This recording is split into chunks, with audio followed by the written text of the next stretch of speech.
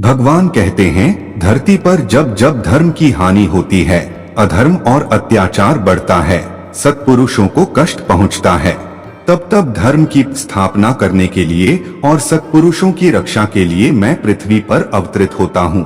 आज हम भागवत महापुराण के पहले स्कंध में वर्णित भगवान विष्णु के 24 अवतारों की कथा श्रवण करेंगे। ये कथा श्री सूत जी ने शौनकादि ऋषियों को सुनाई थी। सूत जी कहते हैं, जो मनुष्य एकाग्र मन से नियम पूर्वक शाम के समय और प्रातःकाल प्रेम से भगवान के अवतारों की इस कथा को सुनता है, उसके सभी दुखों का अंत हो जाता है। इसलिए कथा को पूरा अवश्य सुने। श्री सूत जी कहते हैं, सृष्टि के आरंभ में भगवान ने लोकों के निर्माण की इच्छा की।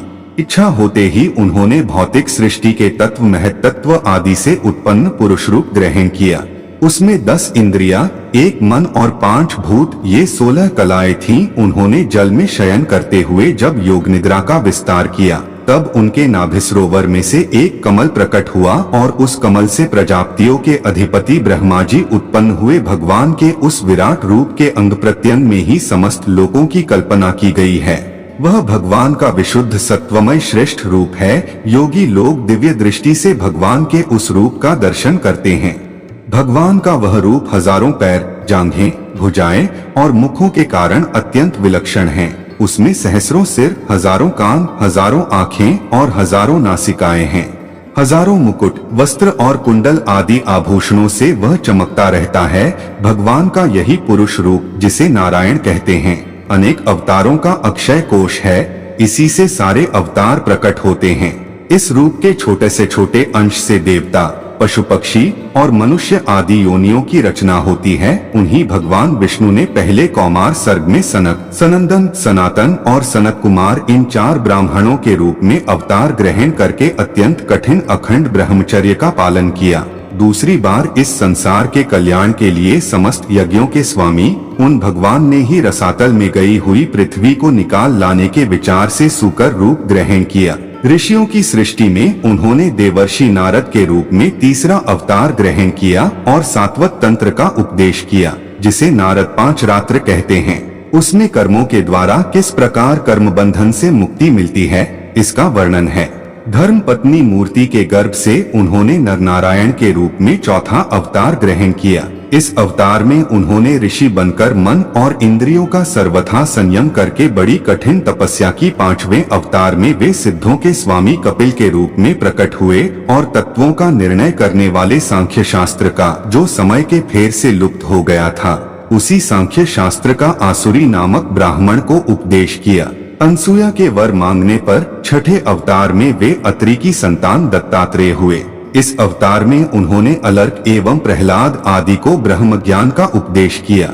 7वीं बार रुचि प्रजापति की आकुति नामक पत्नी से यज्ञ के रूप में उन्होंने अवतार ग्रहण किया और अपने पुत्र याम आदि देवताओं के साथ स्वयंभुव मनवंतर की रक्षा की। राजा नाभि की पत्नी मेरु देवी के गर्भ से ऋषभदेव के रूप में भगवान ने 8वां अवतार ग्रहण किया। इस रूप में उन्होंने परमहंसों का वह मार्ग, जो सभी आश्रमियों के लिए वंदनीय है, वह मार्ग दिखाया। ऋषियों की प्रार्थना से 9वीं बार वे राजा पृथु के रूप में अवतरित हुए। इस अवतार में उन्होंने पृथ्वी से समस्त औषधियों का दोहन किया था। इससे यह अवतार सबके लिए बड़ा ही कल्याणकारी हुआ। चाक्षुष मनवंतर के अंत में जब सारी त्रिलोकी समुद्र में डूब रही थी, तब उन्होंने मत्स्य के रूप में 10वां अवतार ग्रहण किया और पृथ्वी रूपी नौका पर बैठाकर अगले मनवंतर के अधिपति वैवस्वत मनु की रक्षा की। जिस समय देवता और दैत्य समुद्र मंथन कर रहे थे, उस समय 11वां अवतार धारण करके कच्छप भगवान ने मंदराचल को अपनी पीठ पर धारण किया। 12वीं बार धन्वंतरी के रूप में अमृत लेकर समुद्र से प्रकट हुए और 13वीं बार मोहिनी रूप धारण करके दैत्यों को मोहित करते हुए देवताओं को अमृत पिलाया। 14वें अवतार में उन्होंने नरसिंह रूप धारण किया और अत्यंत बलवान दैत्यराज हिरण्यकशिपु की छाती अपने नखों से अनायास इस प्रकार फाड़ डाली, जैसे चटाई बनाने वाला सींग को चीर डालता है। 15वीं बार वामन का रूप धारण करके भगवान दैत्यराज बलि के यज्ञ में गए।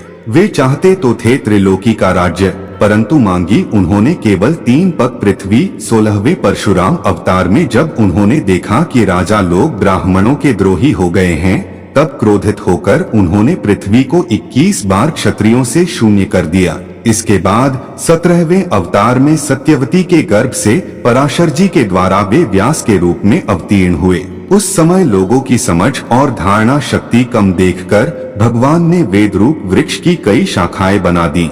18वीं बार देवताओं का कार्य संपन्न करने की इच्छा से उन्होंने राजा के रूप में श्री राम अवतार ग्रहण किया और सेतु बंधन, रावण वध आदि वीरतापूर्ण बहुत सी लीलाएं की। 19वें और 20वें अवतारों में उन्होंने यदुवंश में बलराम और श्री कृष्ण के नाम से प्रकट होकर पृथ्वी का भार उतारा। उसके बाद कलियुग आ जाने पर मगध देश बिहार में देवताओं के द्वेषी दैत्यों को मोहित करने के लिए अजन के पुत्र रूप में भगवान का बुद्ध अवतार होगा। इसके बाद जब कलियुग का अंत समीप होगा और राजा लोग प्रायः लुटेरे हो जाएंगे, तब जगत के रक्षक भगवान विष्णुयश नामक ब्राह्मण के घर कल की रूप में अवतरित होंगे। यहाँ 22 अवतारों की गणना की गई है, परंतु भगवान के 24 अवतार प्रसिद्ध हैं। कुछ विद्वान 24 की संख्या इस प्रकार पूर्ण करते हैं: श्री राम और श्री कृष्ण के अतिरिक्त 20 अवतार तो उपर्युक्त हैं ही, शेष 4 अवतार श्री कृष्ण के ही अंश है। स्वयं श्री कृष्ण तो पूर्ण परमेश्वर हैं, वे अवतार नहीं अवतारी है, इसलिए श्री कृष्ण को अवतारों की गणना में नहीं गिनते। उनके 4 अंश ये है: एक तो केश का अवतार, दूसरा सुतपा तथा पृश्री पर कृपा करने वाला अवतार, तीसरा संकर्षण बलराम और चौथा परब्रह्म। इस प्रकार इन 4 अवतारों से विशिष्ट 5वें साक्षात भगवान वासुदेव हैं। दूसरे विद्वान ऐसा मानते हैं कि 22 अवतार तो उपर्युक्त है ही, इनके अतिरिक्त 2 और है। हंस और हयग्रीव सूत जी कहते हैं, शौनकादि ऋषियों जैसे अगाध सरोवर से हजारों छोटे छोटे नाले निकलते हैं, वैसे ही सत्वनिधि भगवान श्रीहरि के असंख्य अवतार हुआ करते हैं। ऋषि, मनु, देवता, प्रजापति, मनुपुत्र और जितने भी महान शक्तिशाली हैं, वे सबके सब भगवान के ही अंश हैं। ये सब अवतार तो भगवान के अंशावतार अथवा कलावतार हैं, परंतु भगवान श्री कृष्ण तो स्वयं भगवान ही हैं। जब लोग दैत्यों के अत्याचार से व्याकुल हो उठते हैं, तब युग युग में अनेक रूप धारण करके भगवान उनकी रक्षा करते हैं। भगवान के दिव्य जन्मों की यह कथा अत्यंत गोपनीय और रहस्यमयी है। जो मनुष्य एकाग्र मन से नियम पूर्वक शाम के समय और प्रातः काल प्रेम से इसका पाठ करता है, वह सब दुखों से मुक्त हो जाता है। भगवान की लीला अमोघ है। वे लीला से ही इस संसार का सृजन, पालन और संहार करते हैं, किंतु इसमें आसक्त नहीं होते। प्राणियों की आत्मा में छिपे रहकर ज्ञानेंद्रिय और मन के संचालनकर्ता के रूप में उनके विषयों को ग्रहण भी करते हैं, परंतु उनसे अलग रहते हैं। वे परम स्वतंत्र हैं, ये विषय कभी उन्हें लिप्त नहीं कर सकते। जैसे अनजान मनुष्य जादूगर अथवा नट के संकल्प और वचनों से की हुई करामात को नहीं समझ पाता, वैसे ही अपने संकल्प और वेद वाणी के द्वारा भगवान के प्रकट किए हुए इन अनेक नाम और रूपों को तथा उनकी लीलाओं को कुबुद्धि जीव बहुत सी तर्क युक्तियों के द्वारा नहीं पहचान सकता। भगवान की शक्ति और पराक्रम अनंत है, उनकी कोई थाह नहीं पा सकता। वे सारे जगत के निर्माता होने पर भी उससे सर्वथा परे हैं। उनके स्वरूप को अथवा उनकी लीला के रहस्य को वही जान सकता है जो नित्य निरंतर निष्कपट भाव से उनके चरण कमलों की दिव्य गंध का सेवन करता है, सेवा भाव से उनके चरणों का चिंतन करता रहता है। बोलिए भगवान श्री हरि विष्णु की जय। अगर आपको भगवान विष्णु के अवतारों की ये कथा पसंद आई हो तो वीडियो को लाइक अवश्य करें और सनातन धार्मिक ग्रंथों की इसी प्रकार की अन्य सच्ची कथाएं सुनने के लिए हमारे चैनल को सब्सक्राइब करें।